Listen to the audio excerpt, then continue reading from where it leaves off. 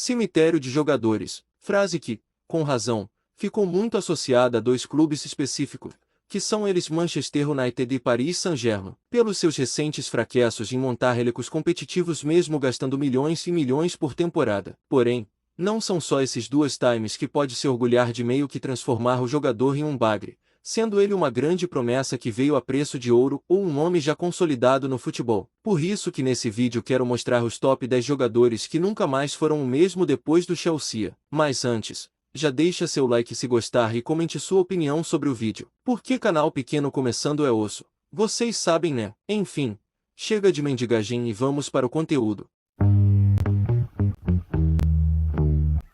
O Kepa eu não tenho muito o que falar, mano. Foi mais um erro da diretoria do Chelsea de fazer desse cara o goleiro mais caro da história. Por que não dá? E péssimo pra primeira prateleira da Europa. Jogo do Chelsea ou do Real Madrid que ele era titular, com certeza a emoção era garantida. Toda partida ele falhava, mano. E o mais bizarro de tudo é que esse cara é simplesmente bicampeão da Champions League. Pra se ter noção, o Buffon, que jogou 3 finais, perdeu todas. O Ibrahimovic, que só jogou em time top EUCS, sempre errava a hora de sair e acabou nunca sendo campeão. E o Ronaldo Fenômeno, que jogou no melhor time da história do futebol, em questão de nomes individuais, e sempre foi eliminado, cara. Enfim, o Kepa deve ser o cara mais feliz do mundo, cê louco, goleiro mais caro, bicampeão da Champions e ainda jogou com o craque Rossello.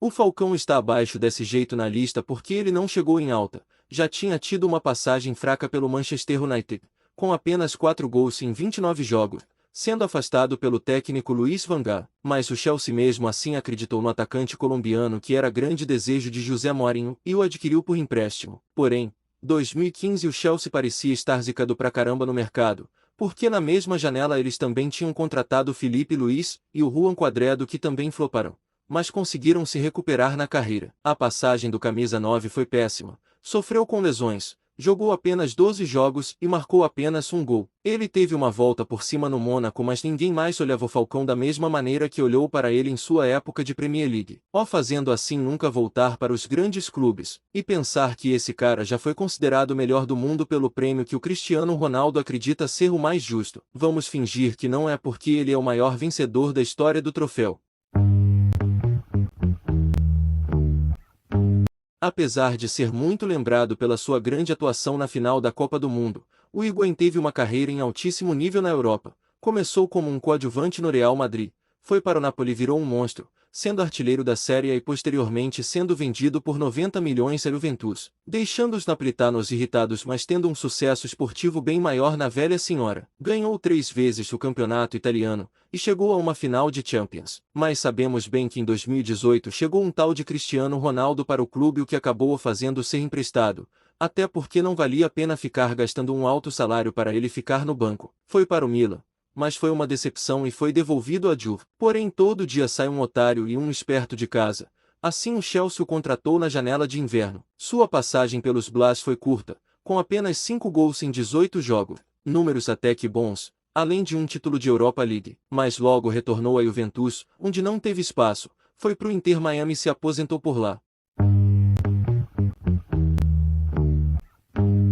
Com as saídas de Andreas Christensen e Rudiger no começo da temporada, o Chelsea foi buscar no Napoli um zagueiro que errou um pouco o timing na hora de sair, mas que tinha muita qualidade, que era o Koulibaly. No clube italiano, apesar de não ter ganhado títulos de expressão, Koulibaly era um monstro. Ele era o tipo de zagueiro que potencializava sua dupla, independente de quem estava jogando com ele. Uma época foi até considerado top 10 ou top 5 zagueiros do mundo ali por meados de 2018. No Chelsea foi um zagueiro comum, mesmo jogando ao lado do Thiago Silva, que mesmo aos seus quase 40 anos ainda carregou aquela defesa do Chelsea nas suas últimas 2 temporadas em que ficou no clube. Além de ter ficado em 12º na Premier League, ele perdeu a campanha do título da Série A do Napoli naquela temporada. Pelo menos ele conseguiu cavar uma vaga no Al Hilal no final da temporada, e agora está lá enchendo o bolso no time do JJ, que tá atropelando todo mundo. Com certeza futebolisticamente ele não teve um final feliz, mas financeiramente acredito que valeu muito a pena para ele. Na mesma época em que chegou o Koulibaly, o Chelsea também precisava de um camisa 9 de qualidade, já que tinham acabado de perder Timo Werner e Romelu Lukaku. Assim, o Chelsea buscou Aubameyang, que tinha feito uma segunda metade de temporada sensacional no Barcelona que estava falido financeiramente. Mesmo assim ele chegou, vestiu a camisa e foi decisivo. Porém, com alguns aportes financeiros, o Barcelona conseguiu contratar muitos jogadores, entre eles o Robert Lewandowski. Como além do polonês o Barcelona tinha Memphis Depay, o clube catalão liberou o gabonês para ir para Londres. O Alba até começou bem, mas depois começou a se machucar e até quis voltar para o Barcelona em janeiro. Depois desse episódio ele ficou um tempo na geladeira até o fim da temporada e acabou indo para o Olympique de Marseille. Em terra francesa jogou muito e quando parecia que ele ia ter uma volta por cima, acabou indo para a Arábia Saudita. Pela terceira vez seguida aparece um jogador contratado na temporada 22/23. O monstro da vez é o nosso queridíssimo Sterling. Na minha opinião sempre foi um jogador superestimado, o famoso cisca-cisca da Inglaterra. Para quem acha que o Neymar não jogaria no City porque ele não ia se encaixar, lembre-se, Sterling passou 7 anos sendo treinado pelo Guardiola. Mesmo assim a gente não pode esquecer que esse cara foi o camisa 10 da Inglaterra por 2 Copas e chegou com status de estrela de um novo projeto, mas não deu outra. O Sterling teve uma passagem fraca em Londres, sendo colocado no banco muitas vezes por moleques que acabara de chegar e quando jogava era fominha, perdia gol na cara e só aparecia em jogo pequeno. Tragédia anunciada, mas ele só está tão bem ranqueado porque conseguiu a proeza de não ser mais convocado pelo Southgate, que é um dos maiores amantes do futebol do ponta inglês. Atualmente ele está no Arsenal, que até parece que ele se deu bem, mas raramente joga e quando joga é sempre saindo do banco. Pro seu clube te emprestar pro maior rival é porque você foi mal mesmo.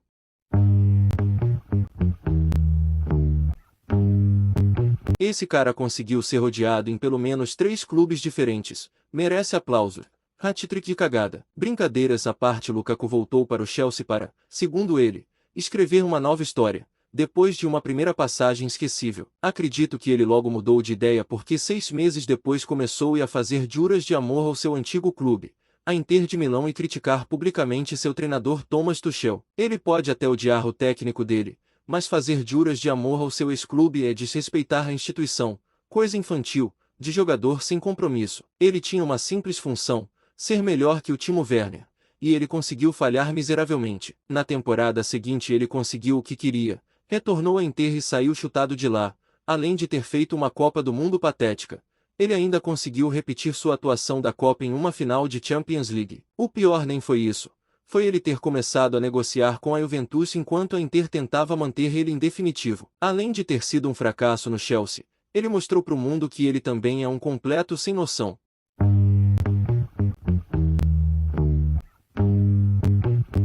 Finalmente chegando no top 3, já começamos com um nome de peso. O Shevchenko chegou para ser o carro-chefe do novo projeto do Chelsea que na época estava começando a dar fruto. Chegou com pompa de craque e acabara de ser o artilheiro da Champions League. Parecia o casamento perfeito, juntar um dos melhores atacantes do mundo com nomes como Joe Cole, Lampard, Makelele, Peter Cech e os jovens Robben e Drogba, treinados por José Mourinho de Specialone. Porém, deu tudo errado.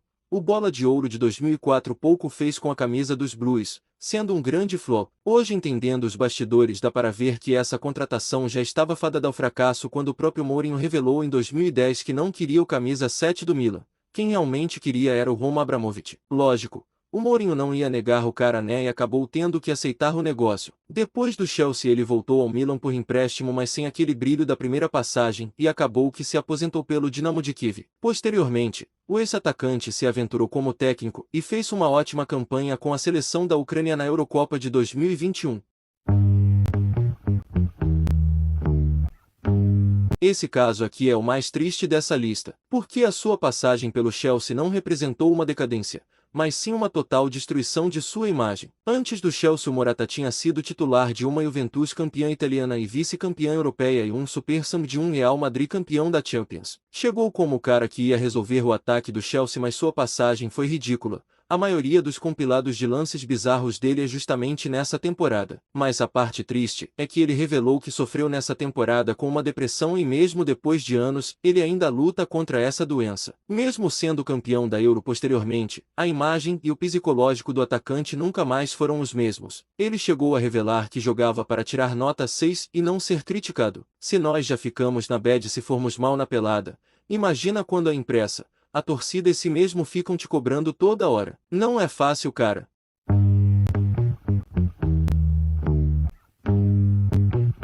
O nosso top 1 não tinha como não ser ele, é o Nino Torres. O monstro que esse cara foi no seu auge é absurdo, forte, veloz e com um faro de gol apurado. Não à toa foi eleito o terceiro melhor jogador do mundo em 2008. Esse chegou no Chelsea cercado de expectativas e não era para menos. Agora ele tinha um time realmente à altura de seu futebol. Ele tinha na época muito sucesso por seleções, foi campeão da Euro e da Copa do Mundo. Porém, pelo Liverpool não conquistou títulos de grande expressão.